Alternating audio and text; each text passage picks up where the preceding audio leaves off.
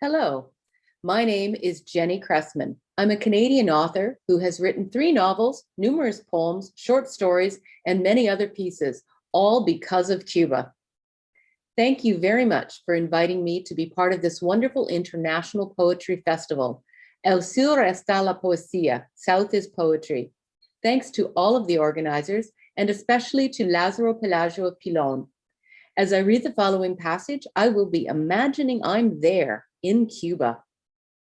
Before 2009, I had no plan to visit Cuba, but due to some seemingly insignificant circumstances, that changed. Because of this, that, and another random thing, I found myself on a plane headed for Manzanillo de Cuba in the early part of that year.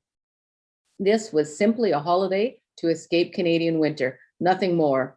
The Cuban people were friendly, the landscape was beautiful, the music was excellent.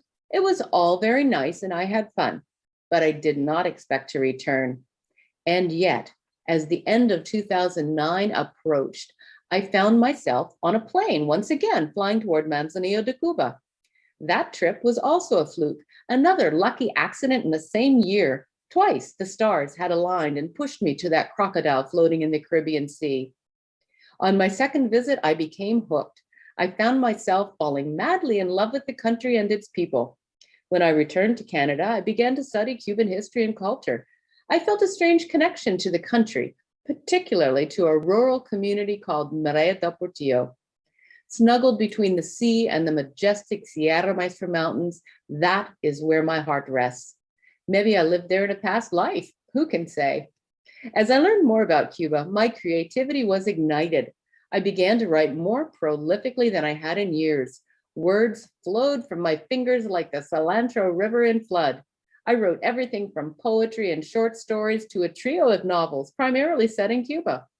I also became a travel agent and began leading groups to the island 2 or 3 times a year.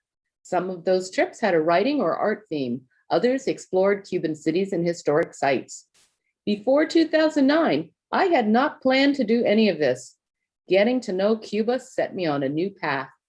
I have been a writer most of my life and was a professional journalist for many years. However, I never imagined I would devote so much of my time and energy to one little country. Te amo, Cuba. Muchas gracias para todo.